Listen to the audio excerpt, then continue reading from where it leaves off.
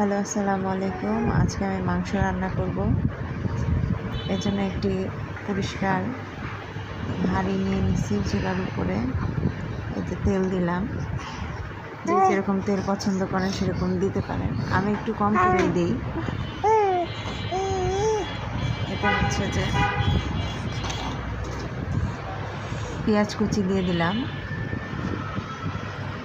আমি কোনো কিছুই আলাদা করে দিব না, একদম ঝামেলা ছাড়া রান্না করব। এই মাংসটা কিন্তু কষাবো না, কষানো ছাড়াই রান্না করব। পেঁয়াজ আলাদা করে কষাবো না। এখানে মাংস দিয়ে দিলাম। এখানে আমি 1.5 কেজি পরিমাণে মাংস নিয়েছি।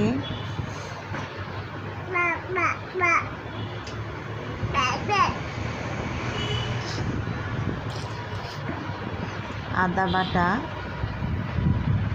2 টেবিল চামচ,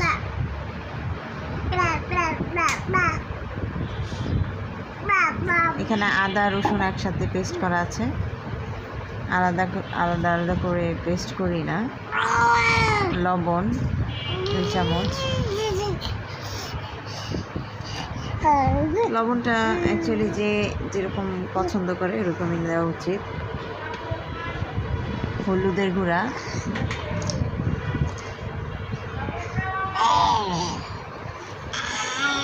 মরিচের গুঁড়া 1 চামচ, হলুদের গুঁড়া 2 চামচ, মরিচের গুঁড়া 1 চামচ, কারণ আমি মরিচটা একটু কম, ঝালটা একটু কম দিব এর জন্য।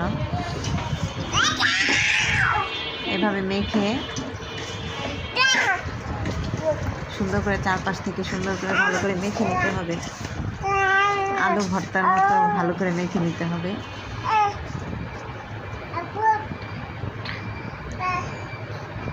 এরপর এটাতে অল্প একটু পানি দিয়ে দিব। গরম মশলাটা আগে দিতে ভুলে গেছিলাম। এটা আমার বাসায় বানানো গরম মশলা। সাথে অল্প একটু পানি দিয়ে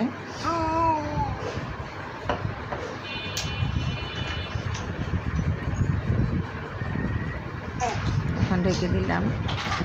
এখানে কষাবে এবং এই মাংস থেকে যে পানিটা উঠবে সেটা দিয়ে আমি মাংসটা সিদ্ধ করব। এখন প্রায় মাংসটা কষানো হয়ে গেছে, অনেকটাই কষানো হয়ে গেছে। মাংস থেকে একটু পানিও উঠে আসছে।